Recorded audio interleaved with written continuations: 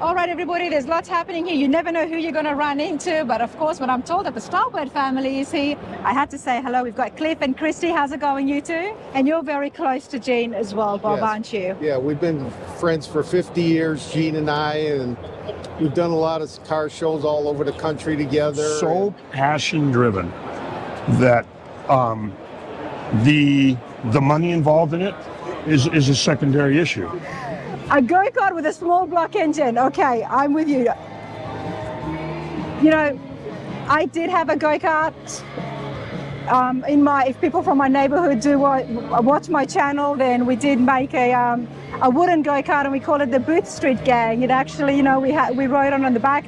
But all right, everybody, let's continue on and have a look at all of these beautiful Grade 8 contending for the Ridler Award. I'm here with Hank. How's it going? How are you going today? Pretty good so far. Still early though. We still have a little energy left. Now, you are no stranger to the Ridler show. No, not at all. I've been coming to this show. I've judged this show probably since 1982, 1984. Now you understand why I'm walking, and I've invited Hank to come along on my vlog. As a judge, I always want to know, especially what comes to a prestigious award like the Ridler, what goes on and what do the judges look for? It's, first of all, just to give people that may not know an idea of what the Ridler competition is. It's named after a gentleman who used to be a member of a club here in Michigan, locally in Detroit, named Don Ridler. And after he passed away, the club that he was a member of started the Don Ridler Memorial Award, which has turned into what you guys see today. In our industry, in the hot rod world, this is parallel to the Academy Award. Everybody wants this award. And it's because of the prestige of the award, but it's also because of what comes with that car and what can come for the owner and the builder after a win like this takes place. You get invited to many shows. You get invited to do so many things, and it turns what they started out building into the most prestigious award that's going right now and has been for a long time. They get invited and asked to a lot of things that they want to do to present what they've done, what they've built, what they've accomplished. I believe it's one of the toughest competitions out there. It absolutely is. Everything has to be hidden. You cannot show the car. Nobody can see the car. Oh, until the day of? Yeah. Until the day of reveal. So tell me a little bit about the purpose behind that. Well, what Detroit wants, and it's been that way since the beginning, they don't want the car to have been or been shown anywhere else. They want this to be first time shown, first time out in the public, brand new, fresh car. Okay. Truck, street rod, roadster, whatever it ends up being that you built, because any body of any type vehicle can and has won this award. To cause a stir and draw the crowds in. And I think it's very exciting, and that's the biggest appeal as well. Is. Yeah, because everybody waits. What's the Grade 8 on Friday? Yes, exactly. They wait to see what's the Riddler. So yep. People do anticipate this, that's for sure. Oh, absolutely. Okay. Absolutely. Now, and they come in, and it never recedes. It never gets smaller. It keeps growing and getting bigger. And the quality has been forcefully driven to the level that it's at that you see now compared to, say, 10, 15, 20 years ago, because of what guys are willing to do and spend, being completely realistic, in order to compete and be one of the top 8 cars out of, say, on an average year, maybe 25, 35 cars that are qualified to enter. But to become, there are guys that will, and shops that will say, all I want to do is I want to become one of the Grade 8. I just want to be a Grade 8. Yep, I have heard Well, what happens when they show up here in Detroit is they make the Grade 8. Well, then all of a sudden they go, wait a minute. I want to win the Riddler. I can win this. So they go from just being satisfied to being a Grade 8 to all of a sudden, whoa, wait a minute. This is real now. Well, especially when and so they go to a whole nother level. I mean, check this out. We're here, Huntington Place, Cobo Hall.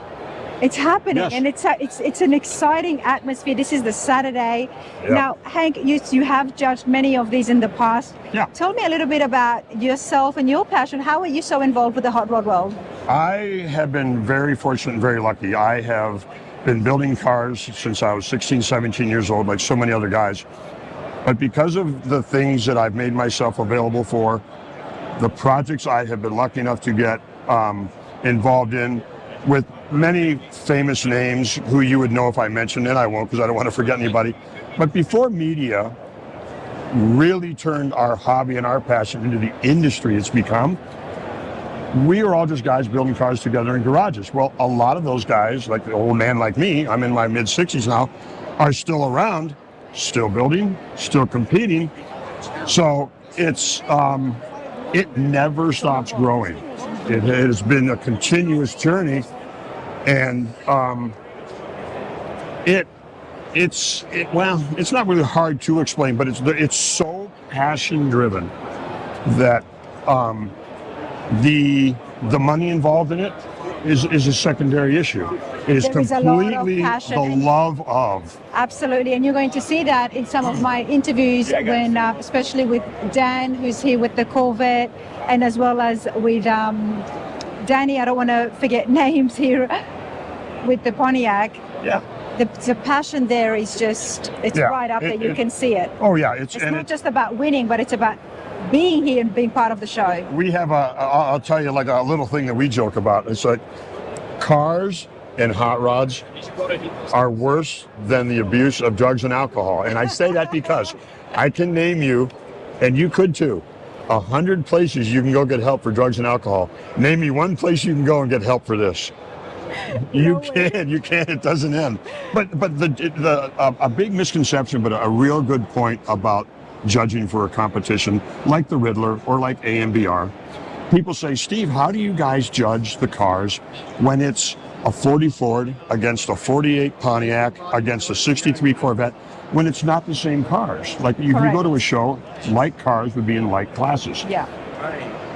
The car gets judged individually on how far it has been taken, the quality of the work in that car,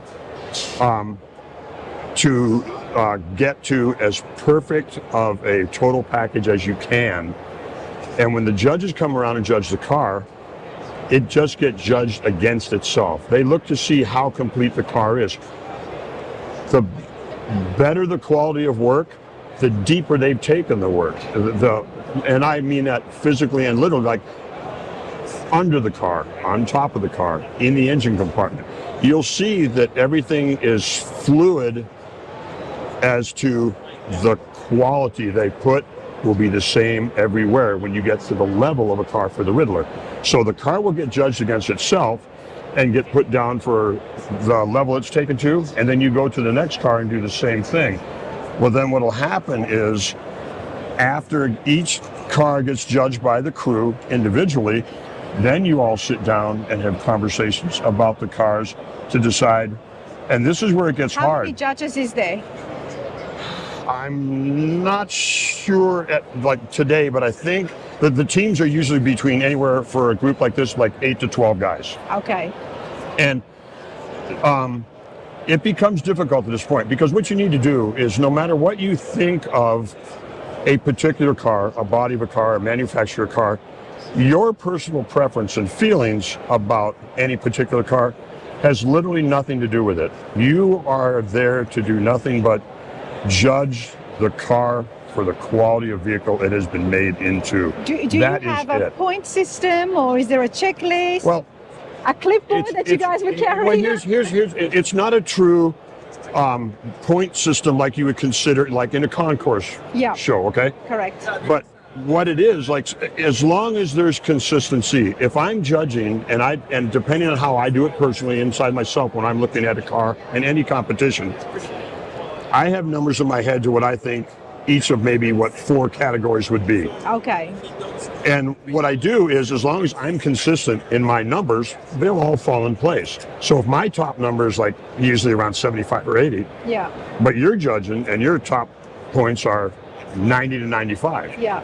That spread between my total numbers and your total numbers doesn't matter as long as your consistency is uniform as well as mine be. They'll still fall in the same place. They'll still fall in the same place. And So it's the hard part is when you get to the top cars, whatever the minimum number is that is needed and or involved for whatever award it is, it becomes a fight or a competition for what everybody has looked at, the things that we saw that we're trading with the guy that judged next to you, and that's how you end up in a meeting where it becomes a big conversation, a very meaningful conversation to get to the top 2 or 3 cars, and it's difficult to do.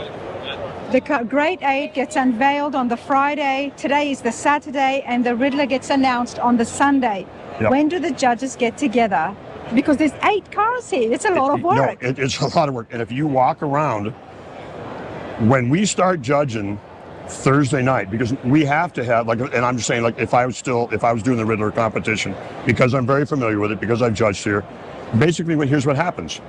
We'll start judging and looking at the total number of cards, which I'll just pick a number. Say there was 35 contenders. Yeah. We start looking at them Thursday night so that come opening or by lunchtime on Friday, they put the flags up and everybody all gets excited to know who the top 8 are. It never stops. They're on the floor. They're on the floor right now. Do you know any about, do you know the cars or who's coming to the Autorama before Thursday? There's always, any of us who work inside the system, we will have legitimately heard about cars that may be coming, especially if it's a high-end builder or a very popular builder. Sense, yeah. But as far as the general public, absolutely not. No. And that's what makes part of them saying it has to stay out of media. And think about that nowadays with everything you guys do, trying to keep Yes, apart. like I said, no I photographs. would not be able to do this if I was a person from social media. And that's part of all the mystique behind the Ridler. Fabulous show. The Detroit Autorama is right up there, and we're here. As you can see, the crowds, the Grade 8 is here. And it's early. And it's Wait early. till Saturday night tonight, yeah. But I thank you so much for your time. It's been a real eye-opener. Absolutely. Thank you. Thanks. Grade 8 winner. We've also got another 63 Corvette. Wow, this has been done so well. It's owned by Dave and Rhonda Ralph, by Steve's Auto Restorations.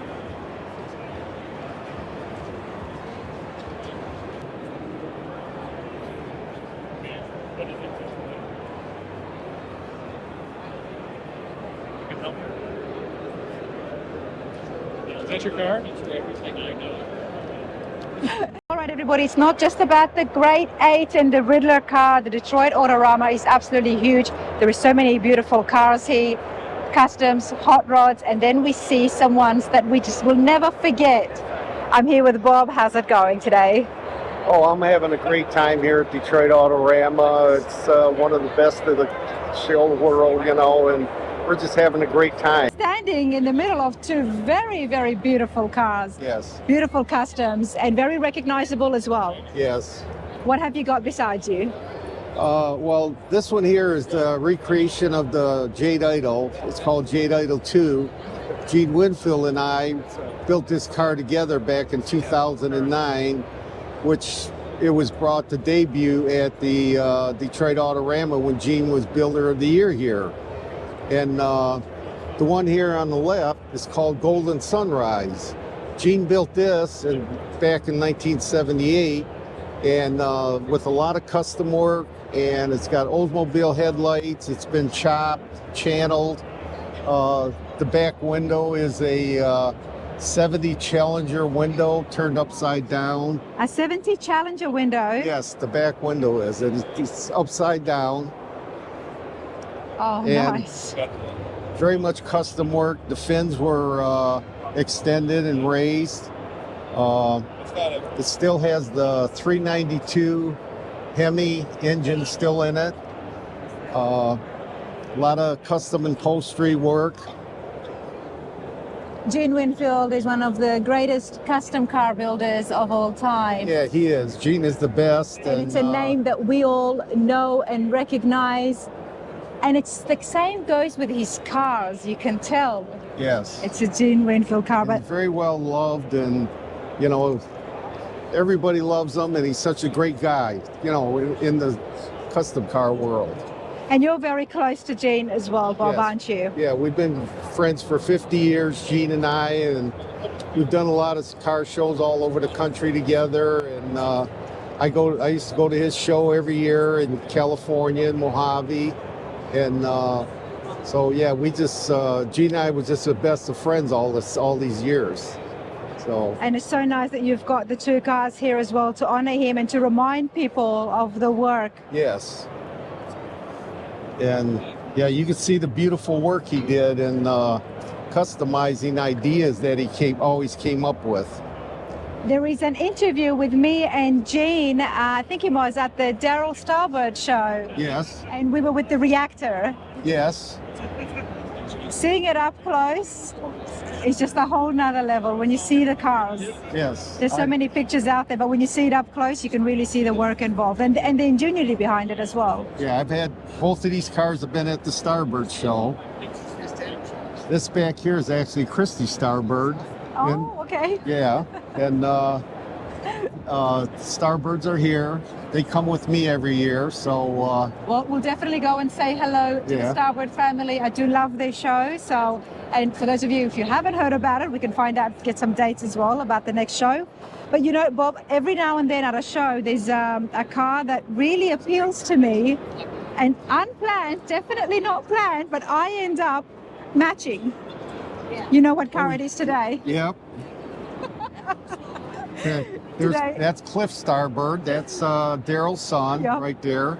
Well, we'll definitely go and say a quick hello and see if they want to come on film. Yeah. Tell me about the paint of this. This is one of the things that I have admired the most, the fade and the metallic. Well, Gene was the expert of the fade paint jobs, and a story about this: when Gene and I was in the paint shop painting this car, I took pictures of the original Jade Idol and taped them on the wall. And Gene asked me, "What am I doing?" And I says, "Well, I want this one to look just like the original." And he says, "Well, it was only 50 years ago. I know how I painted that car, and I could do this one the same way." And he So, did it exactly the same. Exactly. And he's such an amazing man and such an amazing painter, you know, the way he faded everything into the car. I love it. The layers here.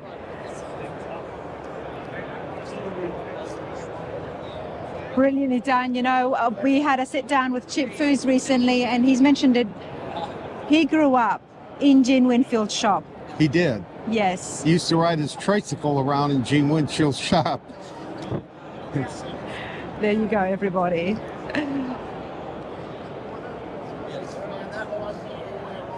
Wow. Well, I'm so happy that you have brought these two here today so everybody can see and be reminded. Yes. Gene Winfield is definitely a name that the hot rod industry will not forget. Thank you, Bob. Thank you. All right, everybody, there's lots happening here. You never know who you're going to run into. But of course, when I'm told that the Starbird family is here, I had to say hello. We've got Cliff and Christy. How's it going, you two? Doing great, doing great. Same cars.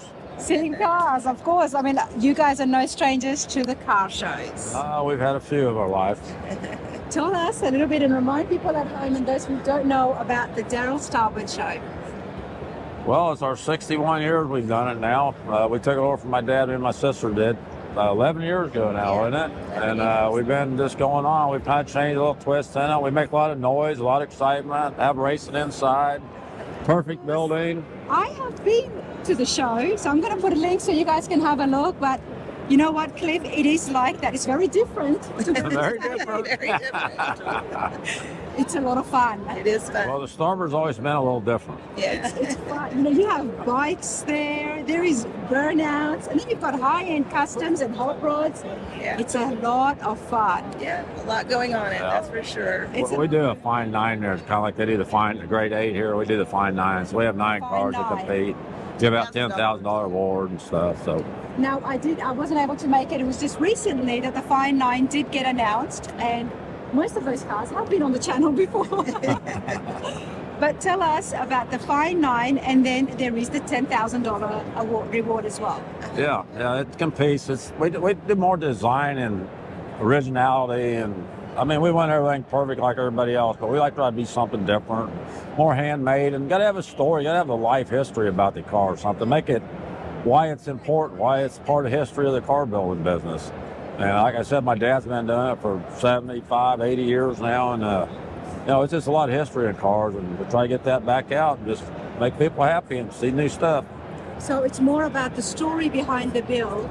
A lot of it. Well, yeah. But you got to have a good car, too. Yeah. I mean, you can't just bring any story and win a car. Right at the top of my head, Cody Wells from Traditional Metalcraft, his 32 Ford was one of the Fine Nine at the show. And if you saw that interview that we had with Cody, there was a lot of history he was trying to bring back the era of the chrome. Right. Yeah. And I said, I appreciated that. So I do like that. And I had no idea that was the thought behind the Fine Nine pick.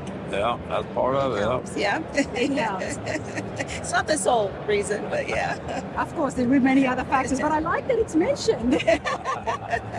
Now, you guys growing up in a car family, of course, I'm going to ask, Krista, what's your favorite car?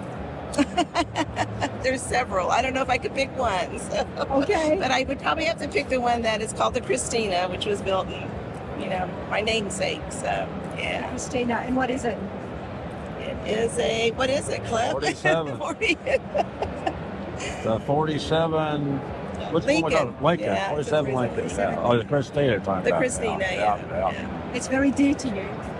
Yeah, well, yeah, he named it after me, so yeah. Built it himself? Yeah. My dad, yeah. Nice. It's a nice. Yeah, sure it is. Cliff, what about yourself? The next one I build. The next one you built. That's I don't my know favorite too one. much about the family, okay? I'll be honest here. So. I probably got 30 cars, so the next one I build is always my favorite one because I've moved on to the next one and trying to get something new and something different. It is going to be different, and you have to check out the show, everybody. So it's Always the third weekend in February. third week of February every year. Every year. Tulsa, Oklahoma, at Fairgrounds. Tulsa, Oklahoma. It's a lot of fun. Get yourselves out there. Over 1,000 cars.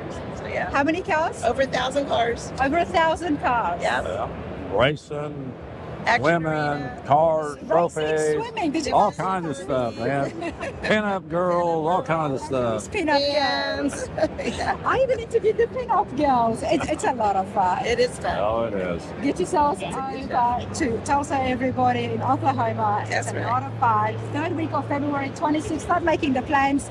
Thank you so much, and I'm going to catch you again next time with your All cars. right, thank you. Thank you.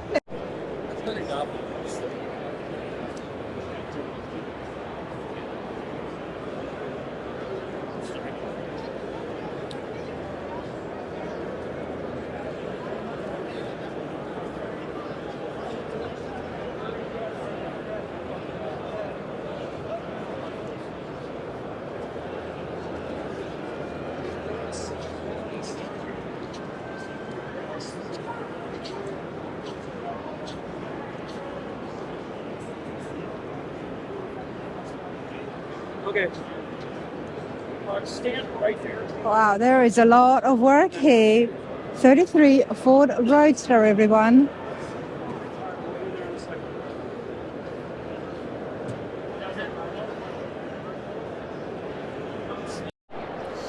All right, this is stunning. I had to find the owner and the builder as well. Dan, how are you enjoying yourself today? Very much so. Yeah, we enjoy Autorama. We usually come every year, so we have a good time. You've brought something that is absolutely stunning, and I thought to myself, was this at the Roadster show a few weeks ago? No, it wasn't. Unfortunately, Wasn't. no. Why not? This is stunning. Yeah, unfortunately, we had it here in 2022. We were actually a grade 8 contender that year, and then I had it in 23. And then this year, I just brought it out again for show at the Autorama. Well, you We're brought it local out here. so I could see it, so I could get it on my channel. Yeah, That was the whole reason. Yeah, thank you. I'm glad that you did. Yeah. 33 Ford. Who did most of the build? Basically, it was my design with it's a Speed 33 body Okay. that we bought and modified heavily. I put the John Cossey 520 motor in it, which was unique to this car. We had to move the firewall back 8 inches just to get the motor to fit with the Tremec 6-speed. There's a lot of metal fabrication, and notice that normally there would be a hood side here. We've actually fabbed up and made this a special piece. The blisters have all been redone. The front here has all been redone. Advanced Chrome did all my chrome work, both on suspension, grill, stacks, all the steering components. We put a sprint car type steering wheel in it, or steering system in it, coming out the side just for space and availability. We built our own stainless steel exhaust. It's all hand fabbed. Got the chrome master cylinder, brake booster, frame. The whole underneath the car is at what I call A surface, the same as the outside of the car. Wow. So it's there's a lot of hours of body prep, paint. Now that's a big block for Yeah. a very small body. Yeah, and that was something that I was looking for, what I call the wow factor, and I went with that motor and transmission. It's a John Cossey. It's a 460 block with his aluminum heads on there, so Okay. it's probably a little bit big for this car, but again, what I was looking There's no for such thing. it was just a showpiece, you know what I mean? The inside of it was all hand sewn leather by one of my friends, and then we did the SoCal wheels. Wow. It took about 5 years to build. There was a couple different renditions that I made changes as we went along, but I got some nice friends, and they are accommodating me and helped me put it together. And Got the right friends. yeah, You really do. we've been together. Actually, we've known each other since high school. We all have a number of different cars, and we just enjoy working together as well as showing them off. So I got the Winner's quick change rear end in it, which I wanted to do a little bit more old school. It's all hand polished, and again, the suspension, drive shaft, Advanced Chrome did all the chrome work for me, including the rear license plate. Wow. So a little bit of a unique design in there behind the fuel tank with the V8 sign. I love the hood hinges. Yeah, Not the yeah. hood hinges, the trunk hood hinges. Yeah, it's all Wow. getting chromed by Advance, and then this is all A surface. Like I said, there's a lot of time in the body preparation and paint, obviously. This was one of the grade 8s. Did you say? Grade 8 in 2022. Okay, just 2 years ago. Yeah, so I got the flag, and obviously was very honored to be part of that.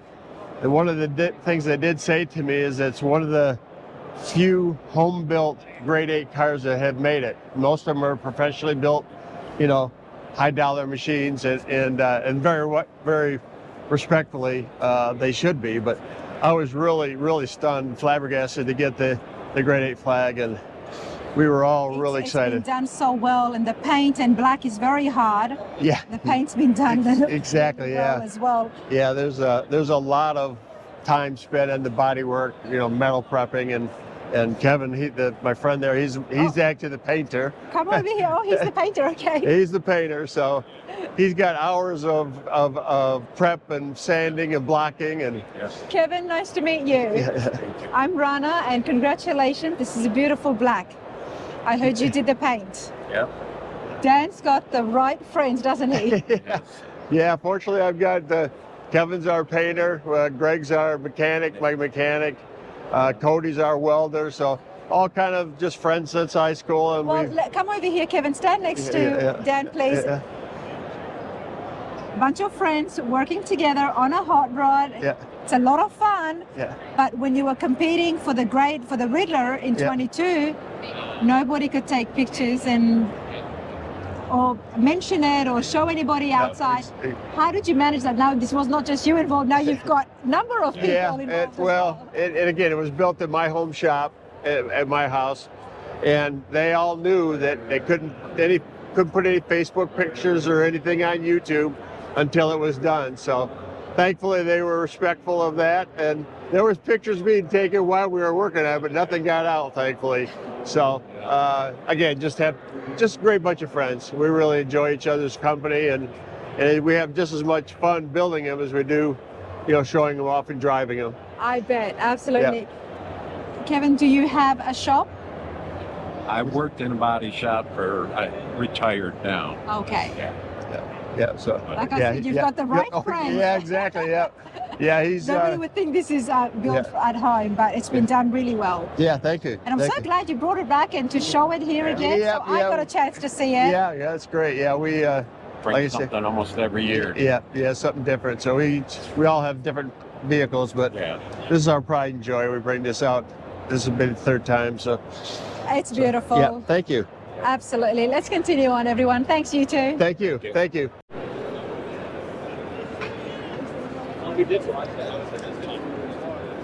All right, everyone.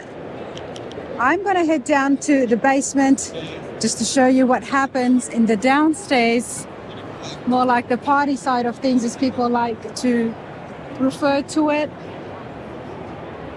Upstairs, all the cars are on display. And then downstairs, you got rat rods, you got music. That was fun. Yeah, it was our first busy. time, so we had a great time. It was my second time, but yeah, there was a lot happening. Yep. Enjoy yourselves. Welcome to the basement, right?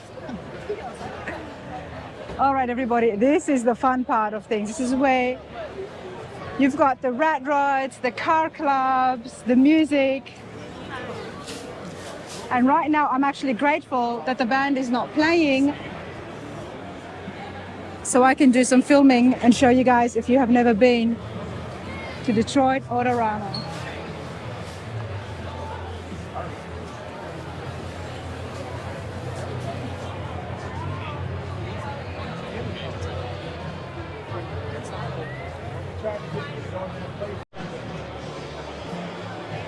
All right, everyone, to get a good understanding of exactly what the basement is all about, I'm going to have a chat with my good friend Josh Shaw. He has done some amazing designs, great flame work.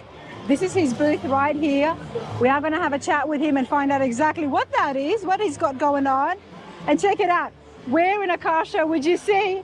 Have a seat, climb on in. That's because we're here, right here inside the basement. There's Josh. Dude, how's it going? How are you? You know, I'm trying to tell my viewers, people at home who've never been to the Autorama, and I don't think there would be many people, but if they haven't, telling them what is the basement all about. And I said, you know what, Josh is here. Yep. Yeah, You're the best person to explain that. Oh yeah, it's the show within a show.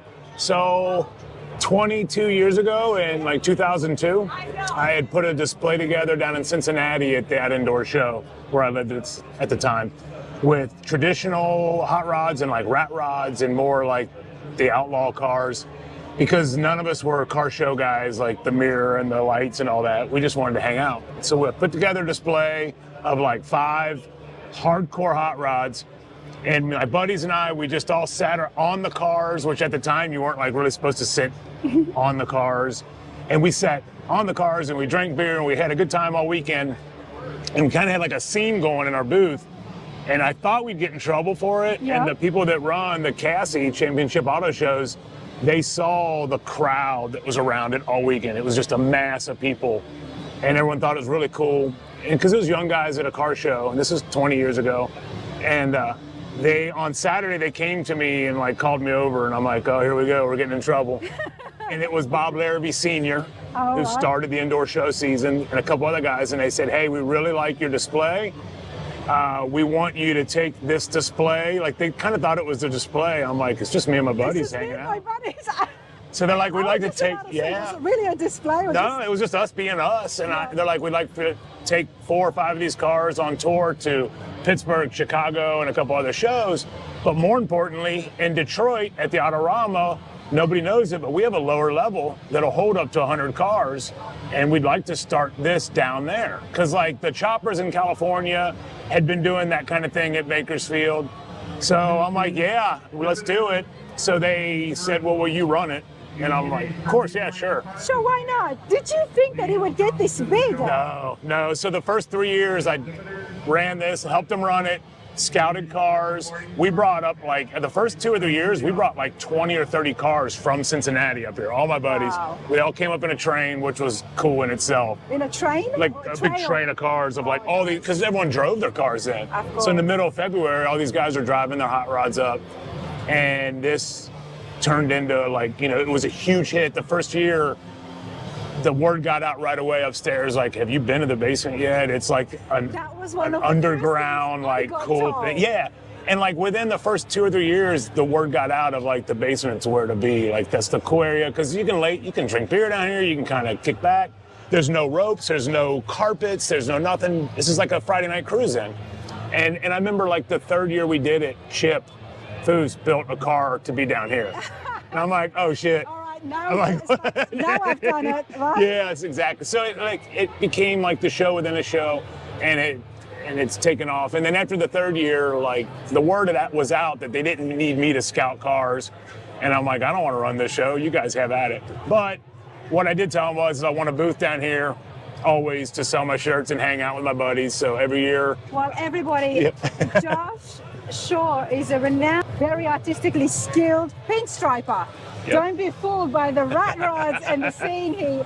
The guy does immaculate work. You might remember him from my vlog when we were filming the giveaway truck in Alloway's Hot Rods for the Triple Crown off-roading. Josh is the man behind that. He flamed the entire truck.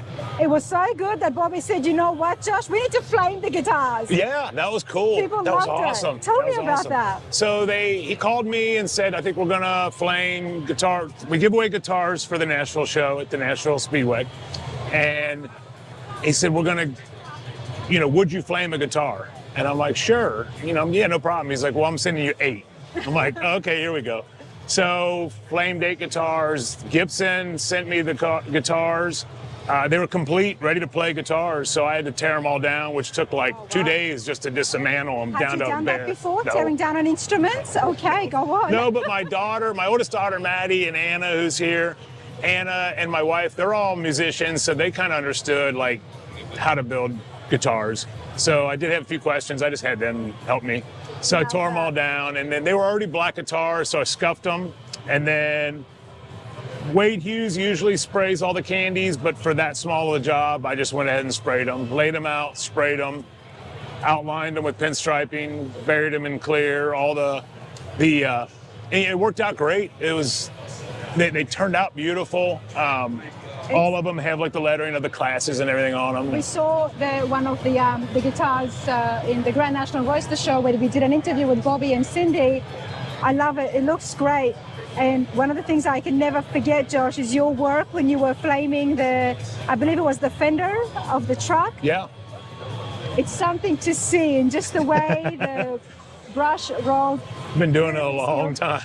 You're working on something right now. What's going on here? So this is the only car show I set a booth up at to sell shirts and sell artwork. And artwork sells really good in Detroit. So this is a skateboard I'd done. It'll say Detroit American Iron with the V8 on it. And this will say build them light, wind them tight. Nice. I used to do a lot of this kind of like panel jam stuff for the big, upstairs they have a huge panel jam auction. And it's an auction, they raise money for the CNI dogs, I believe. Double check that, Correct. but I think know. I do remember that from last year. Yeah, and they have several different charities they work with.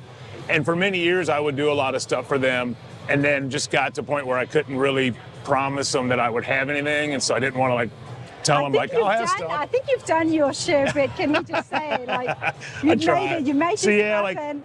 like while Jenny and Anna run the booth, I'm back here painting away, and then. Well, can I steal you for a moment? Sure. You can tell me what is this thing out here?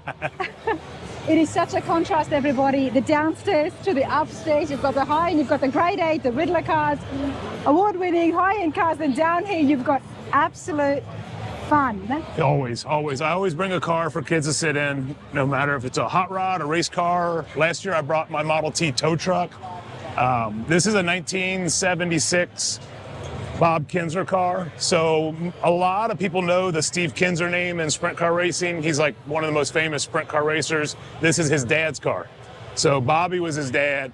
Bobby Kinzer was kind of a big gruff guy with big sideburns, big tough dude, but he was a really good racer. And obviously he raised good racers. They built this car in 1976 and they ran it in 76, 77, and 78. This is my favorite era of sprint car. This is what I grew up watching in the 80s, like late 70s, early 80s. This is what they look like. So as a kid, I remember wanting to sit in sprint cars. They look like this. I found this car 6 months ago. It was just the frame. Just the frame. Yeah, we knew it was a Bob Kinzer car. In fact, an old guy, he was a restorer. His name was Joe Barrett, and he was in Shelbyville, Indiana. And he was going to restore the car. He had it forever. I knew he had the Bobby Kinzer car. And Joe's gotten older, and he's had some health problems. So his son called me and said, hey, if you're interested in the Kinzer car, we're going to sell it. I said, oh, yeah, definitely. I knew I had all the parts to, I house, because I restore vintage sprint cars full time, I house a ton of parts, lots of parts. You're a car hoarder. Oh, yeah, parts holder, car holders, everything. Jenny was telling us that you did this in a week. Oh, yeah, Jenny. yeah. Jenny and Anna, hello.